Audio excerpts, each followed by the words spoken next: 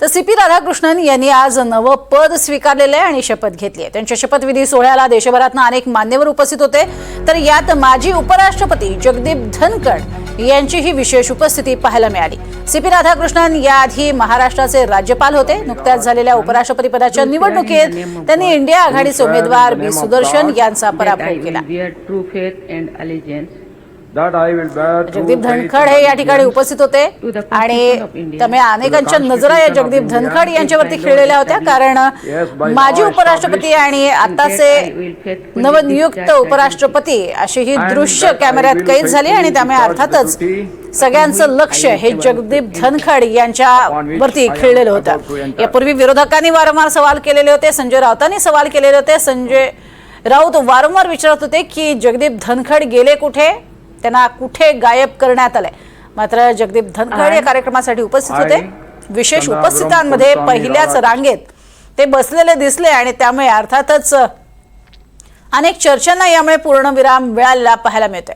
विरोधकांनी उपस्थित केलेल्या प्रश्नांवरतीच हे एक प्रकारचं उत्तर असल्याचं म्हटलं जातंय आणि जगदीप धनखड यांची ही शपथविधीला उपस्थिती बरंच काही बोलणारी होती।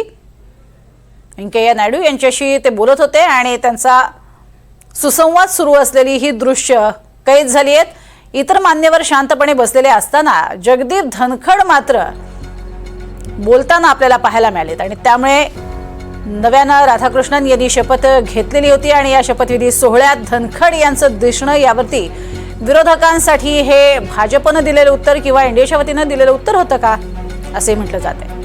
दरम्यान मुख्यमंत्री देवेंद्र फडणवीस आणि उपमुख्यमंत्री एकनाथ शिंदे उपराष्ट्रपतींच्या शपथविधी सोहळ्याला उपस्थित होते। मात्र या शपथविधी सोहळ्याला अजित पवार यांनी पाठ फिरवली। अर्थातच यावरती सुद्धा काही प्रश्न हे उपस्थित करण्यात येत आहेत। तर अजित पवार या कार्यक्रमासाठी गैरहजर का असा सवाल उपस्थित करण्यात आला। एनडीएचे घटक पक्ष म्हणून सर्वच महत्त्वाचे हे घटक पक्ष या शपथविधी सोहळ्यासाठी उपस्थित होते, त्यांना विशेष निमंत्रण देण्यात आलेलं होतं।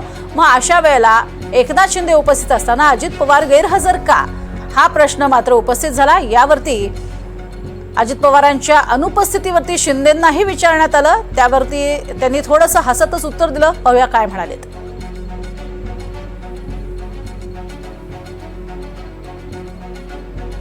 दादांच्या वतीने आपले प्रफुल्ल पटेल खासदार होते, तेही मला भेटले। त्यामुळे एनडीएचे सर्व लोक या ठिकाणी उपस्थित होते। एनडीए मध्ये करमत नाही का साहेब? ते फारसे अरे बाबा, त्यांचा काहीतरी रायगड मध्ये पूर्वनियोजित कार्यक्रम असल्यामुळे त्यांचा प्रतिनिधी या ठिकाणी होता।